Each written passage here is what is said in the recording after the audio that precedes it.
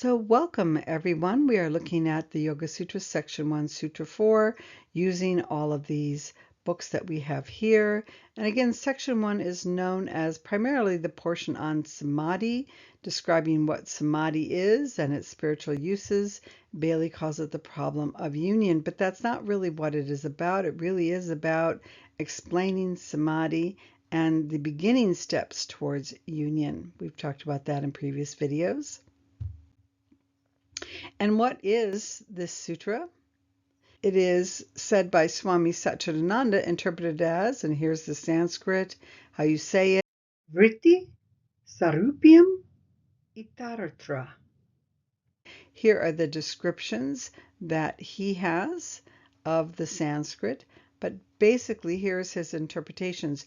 At other times, the self appears to assume the forms of the mental modifications. We want to realize the self that we are. We want to uncover the vrittis, or remove those vrittis or coverings. And at times, we're able to do that and we see the self that we are. We have a glimpse. The first real glimpse of that is at the first initiation. And I say real glimpse because it's a real understanding of that self that we are. But then it's covered up again. And that's what this sutra is talking about. We have to learn how to stabilize that realization of the self that we are, the triad that we are. And that is the yoga practice. Just having a glimpse in the Bailey teachings is the first initiation. We then have to go through the rigorous practice, her initiations. I'm doing a video on comparing the Yoga Sutras and the initiations. Look for that to come out soon on the patreon.com/Soul2Spirit channel. But that's the initiatory path. It's not enough just to realize the self and then have the coverings, the clouds come back over the sun again. We have to practice and practice and practice in such a way that we become masters of our energy fields, the three lower planes, mental, emotional, etheric, physical. Etheric physical is usually considered to be like one. And the Yoga Sutras are saying the same exact thing, and that is why Bailey has a book interpreting the Yoga Sutras, because this is the foundational training in her books as well. If we're not practicing the Yoga Sutras, we're not understanding her teachings because we're not applying it here. The Yoga Sutras is the practice of how to apply it. And again, I don't always put everything that these authors have to say in their commentary on a specific sutra, but I take out the ones that I think are the most illuminating, and I don't put in the ones that are repetitive as we go from book to book. But essentially what Swami Satchidananda is saying, I don't want to read it all here, is what we now know to be the practice of disidentification. We have to disidentify from, in the Bailey teachings, we call it the personality.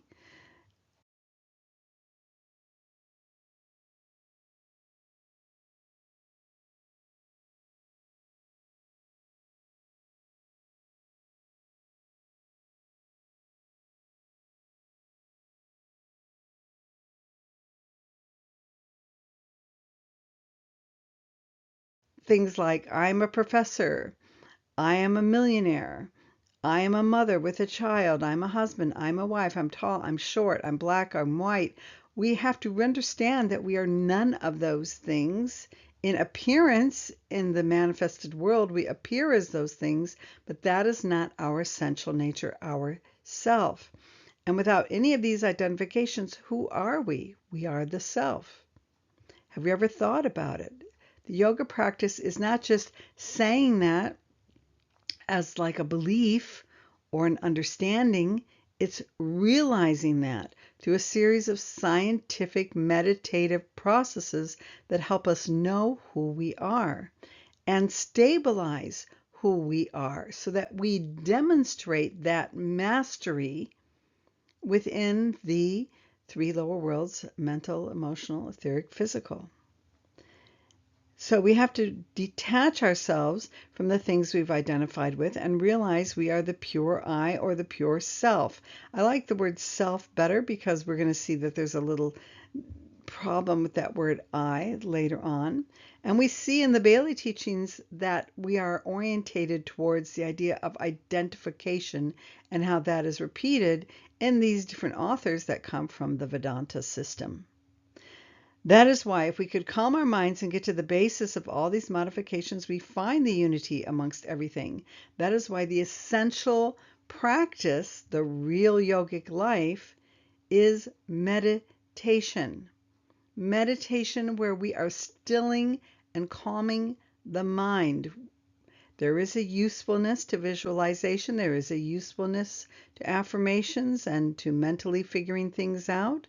But those are stages along the way. We want to get beyond that to the point where we calm our minds to realize the self. That does not mean when we realize the self that we become indifferent to the changes in the world and useless to the world.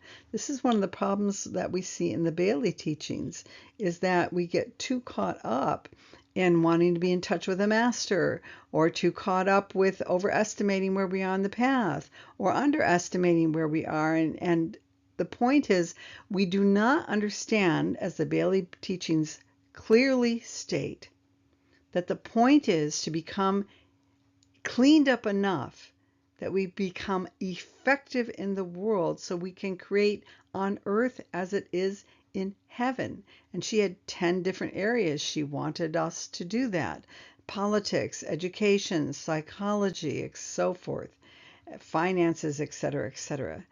If we are not cleaned up enough that we cannot serve effectively enough to become change makers in the world, then we know we've got a long ways to go here. And a lot of that is the second initiation, where we're doing a lot of the ordinary life cleanup work here. So the point, as Swami Satchidananda is saying, is if we become indifferent to the world, we become useless. And too many people that get into spiritual life become useless. It's fine if you're there to do your cleanup work. That's an important stage. He's going to say we have to learn to have happy and harmonious lives, but we're doing that for the purpose of service in the world, to be effective in the world. Only then can we love our neighbors as our own self. That is why yoga is based on self-reformation, self-control, and self-adjustment. When this reformation is accomplished, we will see a new world, a harmonious and happy world. So we want to become soul-infused and have soul qualities that we live by. That includes love in the mind, so that we can deal with other people's ideas and thoughts compassionately and caringly, but we also want clarity and logic in the mind so that we have the discernment that we need to understand the real versus the unreal.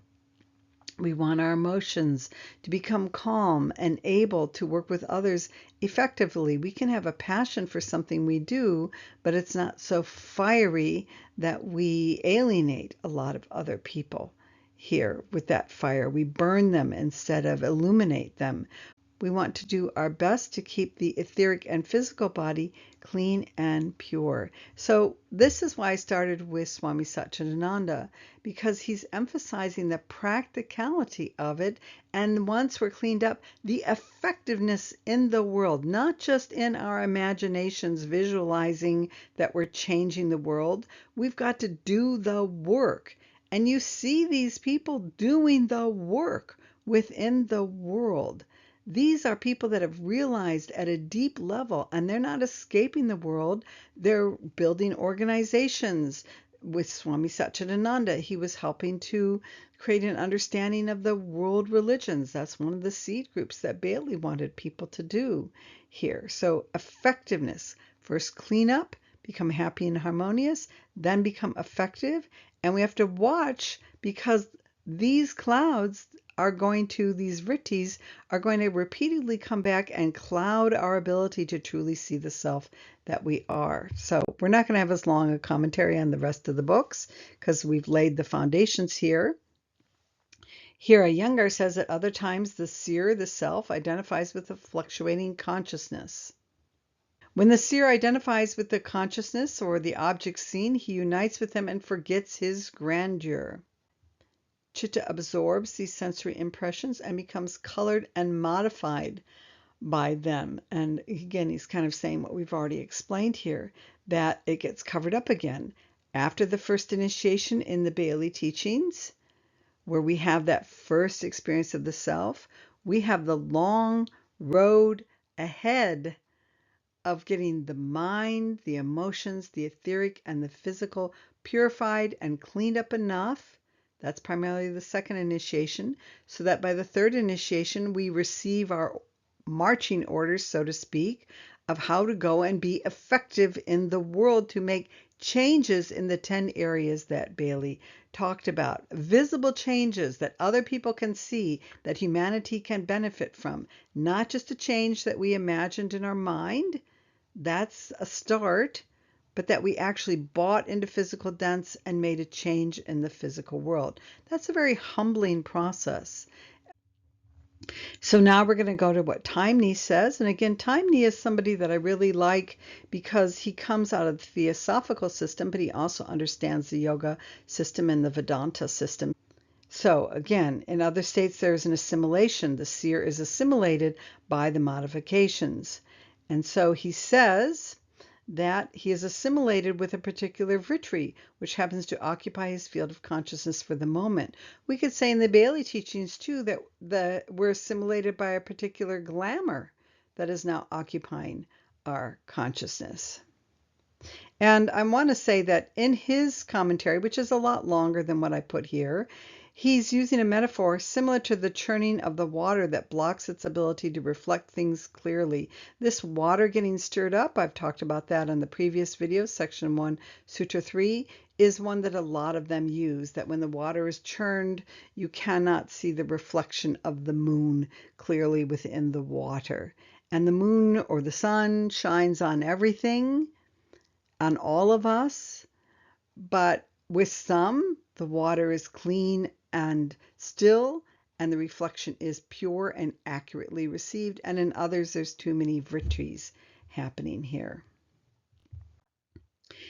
So here we have Swami Vivekananda, who has very little to say on this.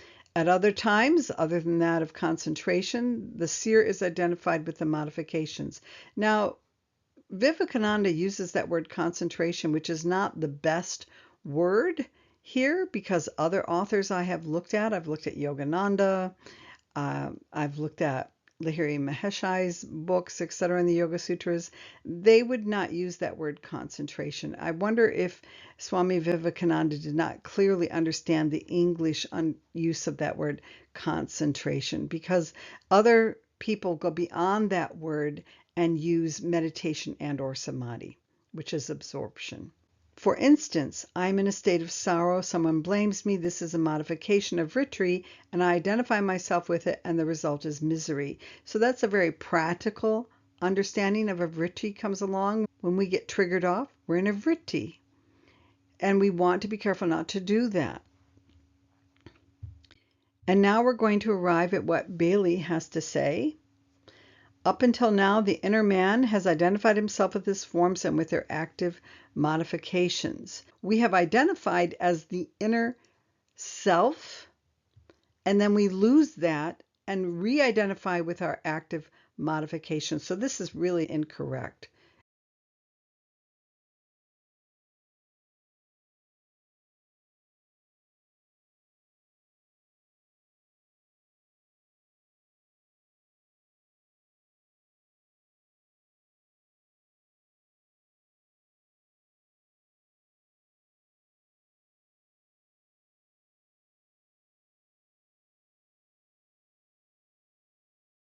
These forms are the modifications mentioned in the various translations, which is the modifications are the vrittis that convey the subtle truth concerning the infinite divisibility of the atom and the veiling sheaths, rapidly changing transformations which prevent the true nature of the soul becoming manifest. I highlight certain things I want to really focus on here. This is another very strange understanding here, because the modifications are, and the sutra are not talking about the infinite divisibility of the atom.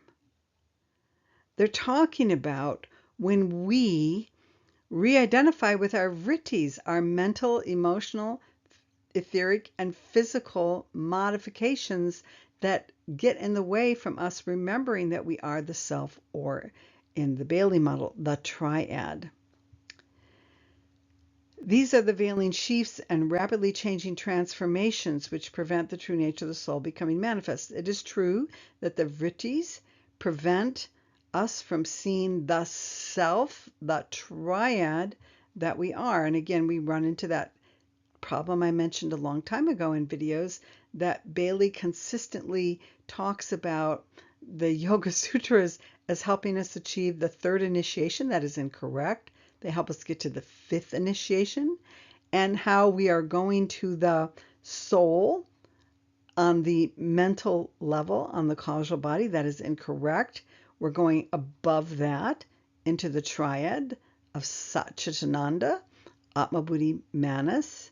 And so this is another problematic understanding that she has here. She says these are the externalities which hinder the light of the inner God from shining forth. That is correct. The vrittis do hinder the light of the inner God, the Atma, the triad, the Atma Buddhi Manas, from shining forth, and which are spoken of as casting a shadow before the face of the sun. You could see them as clouds or shadows covering up the sun. That is true. The inherent nature of the lives which constitute these active, versatile forms has hitherto proved too strong for the soul, the Christ within, as the Christian puts it, and the soul powers have been prevented full expression. I find that, honestly, a bizarre interpretation. The soul is strong. The self, the triad, is strong. The Christ, which is within the triad, is strong. It is always strong. What is weak is the mental, emotional, etheric, and physical bodies, because they're like children that have not yet grown up enough in their understanding to remove the vrittis enough to recognize and see the self. So this wording that the vrittis are too strong for the soul, to me, is completely off and backwards. The soul is strong, and as we are taught in the other books, because this book was written by Alice Bailey, not the Tibetan, but in the other books written by the Tibetan, we get that the soul is in meditation deep, focusing on the triad until the lower bodies have evolved enough, removed enough vrittis or coverings that the soul can work with them. So it's not that the soul is weak, it's that the soul is in meditation deep, focusing on being patient and understanding what the triad, the plan, etc. wants, until we are soul infused and working on removing the vrittis. So, and then the soul powers can have full expression because we have a personality that is on the spiritual path, willing to work at removing the vrittis so soul powers can come in. And here's a note. First of all, we are not dealing with the love of the soul. We're with the spirit of triad. This is where the Christ within is. Second, even if it was the soul, the vrittis are not too strong for the soul. The consciousness simply is not cleared enough. So I've already gone through that. The instinctual powers of the animal soul, or the capacities of the aggregate of lives which form the sheaths or bodies, imprison the real man and limit his powers. That is true. These vrittis are keeping us from understanding who we really are as the self, or the triad. First the soul, then the triad. These lives are intelligent units on the evolutionary arc of evolution, working towards self-expression. Their objective is, however, different from that of the inner man, and they hinder his progress in self-realization. They are working to help us on the evolutionary arc build a physical body, infuse it with etheric life prana vitality, and then help us build an emotional body, then help us control that emotional body more with logic and reason through our mental body and discernment. And that mental body can become hugely selfish and destructive. So we've got to get past that and get on the path and get more soul infused so that we are on the evolutionary arc of now becoming soul and spirit. It is true that when we're identified with the lower bodies, which are part of the animal soul, we become enmeshed in their activities. Sex, money, pleasure, power is all that we care about. The world of the five senses is all that we care about. And we must free ourselves from that if we're going to come into the heritage of our power, peace, and bliss. We cannot attain unto the measure of the stature of the fullness of Christ, which would be on the Buddhic plane, until there are no modifications to be felt, until the forms are transformed, their activities quieted, and their restlessness stilled. So that part is correct. And we're going to come to a close now. And here is her model. And there's just a few things that I want to point out. Again, if you're not already aware of it, this is the triad. This is Atma, Buddhi, Manas. And we're trying to get to the plane of the absolute, the Atmic, for our planet. And here is her soul. It's down here on the mental plane. So the student is urged to bear in mind the nature of the aspect of evolution which he's proceeding concurrently with his own. That's what initiation are you taking? What glamours are you steeped in? What spiritual problems are you facing? How much mastery do you have over your mind? Can you keep your mind still at will? If not, then you've got some cleanup to do. Do you react emotionally? Then you have some cleanup to do. Do you know how to take good care of your physical etheric body? That's already at the first initiation, learning to do that. Can you control your speech? Have you risen above your lust? That's all first initiation stuff. If you haven't finished that, then you're still got some issues on the first initiation that you got to work with, some vrittis that are covering you up, that you got to clean up. Lower forms are constantly and ceaselessly active, endlessly assuming the forms of impulsive desires or dynamic mental thought forms. And it is only as this form taking is controlled and the turmoil of the lower nature stilled that it becomes possible for the inner ruling entity to liberate himself from thraldom and impose his vibration upon the lower modifications. His vibration would be the vibration of the soul and then spirit. And again, if you've just jumped into this video and you're not already used to it, Bailey wrote 100 years ago. Everybody used the male pronoun. Just please do not let it trigger your emotional vrittis off. Here, let that go. This is achieved through concentration, the concentrated effort of the soul to hold steadily the position of the observer or perceiver or seer. And concentration is only the beginning of this path in the Yoga Sutras. Concentration is simply pratyahara, turning your mind inward to look at your thoughts, feelings, sensations, and dharana, which is where you're focusing on one seed thought and you are repeating that and able to stay with repeating that without your mind wavering. That is all concentration. That helps us lift up to dhyana, where we start to enter meditation, and some of the first samadhis where the level of the soul is. So again, there's some difficulties in how Bailey goes about all of her understanding of this. When he can do that, the lower spectacle of the rapidly changing thought and desire fades away. If we're meditating and we're busy talking, we're not meditating.